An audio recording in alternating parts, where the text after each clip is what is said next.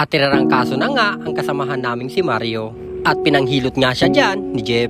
At kailangan nga mga koys kapag may nagkakasakit sa samahan ay aasikasuhin din.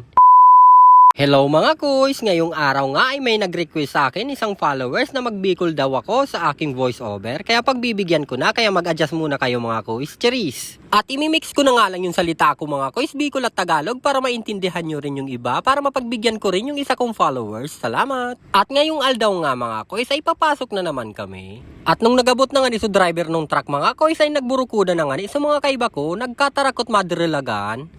At pagabot nga ni ining pirang minuto mga koys, nakabot na nga ni kami sa site at nagapo na nga ni kami magtrabaho. Nagaporma nga ni kami dyan mga koys, kinanagabakal, tadyan dyan ayo kami buhos. At sobrang init nga ni mga koys, kaya nga po sumisilong din kami sa mga oras na yan. At di nga ni namang kikaya mga koys, kasi nga po ang sakit sa balat. At maray nga ni mga koys, sa mga oras na yan ay binuksan ng gwardya yung gate nila. At pinasiro nga kami mga koys doon sa loob. At sa mga oras na yan mga koys, nung nakalog na nga kami dyan, ay may kinukuha nga sinaluging hapon dyan. At nagkaraw na nga ni kami dyan mga koys, kasi nga po medyo tanghali na sa mga oras na yan.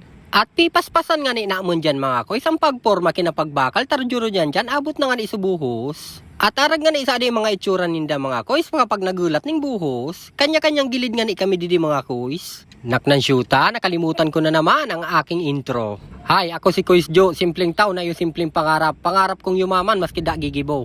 At kung ungaan niya ako mga koys kung paano ko maabot yan to, yan hindi ko term. At balik na nga tayo dito sa aming ginagawa mga koys. At dahil nga dumating na yung dalawang mixer mga koys, ay binuhos na nga namin yan. Nagtarabang-tabang na nga ni kami dyan mga koys para di kami tugasan ng halo. Habang ayun nga ni nagasaboy ng purong simento mga koys, ay man nga ni naga-finish. At nung na-finish na nga niyan mga koys, piga-brush ko na nga niyan para maragkot. At kailangan nga i-brush yan mga koys para mas magayon. Mas magayon pa nga ni sa ilusyon mong tabangi ang awang. At piga-purot na nga ni Johnny Bird sa pigparaputol kong alambre. At pagkalipas nga ng ilang sandali mga koys, ay dumating na nga yung huling buhos namin. At habang binubuhos nga yan mga koys, nandito nga kami sa gilid, nagtuturukaw-tukaw. At nung nabuhos na nga yun mga koys, ay bumango na nga kami dito sa aming kinauupuan. At kayo po na nga ni iyan mga koys, finish yun agad para di na nga ni tumugas. At ayo pa nga ni iyan nagabot ning sada mixer mga koys, at ibubuhos nga ni naamon yan gilayon. At amo na nga ni iyan mga koys, ang last buhos naamon nga nangal daw. At pasensya na po sa ibang followers ko mga koys kung hindi nyo maiintindihan ang ibang salita ko. At pinagbigyan ko lang kasi mga koys yung isang followers ko na magbikol daw ako. At kung hindi nyo nga maintindihan mga koys, i-google nyo na lang, cheers. At sa mga oras nga ni iyan mga koys, tapos na nga ni naamon at pipinish na sana yan ubos. Napinish na nga ni iyan ibabaw na yan mga koys, supalad na sana ang natutira. At duro dyan nga ni mga koys, pag naglaw ng tubig sana isasabuyan na yan ng semento. At habang nasa gitna nga kami ng pagtatrabaho mga koys, ay dumating na naman to nagtitinda ng merienda, kaya bumili na naman kami ngayon for today's video. At pagkatapos nga ni naamon mga koys magmerienda, medyo matigas na kaya pigatanggal na linda sa forma. At kailangan na nga yung finishin mga koys, baka abutan nga tayo ng tigas for today's video. At pagtanggal nga ni dyan yung forma mga koys, ay sasabuyan agad yan ng purong semento. At kailangan nga yan sabuyan mga koys ng purong semento para mas mabilis siyang tumigas. Tumigas kasi yung semento mga koys. At winawalis na nga dyan ni Gilbert yung mga kalat. At sa mga oras na yan mga koys, ay sinasabuyan na nga ni Jero ng purong semento yan.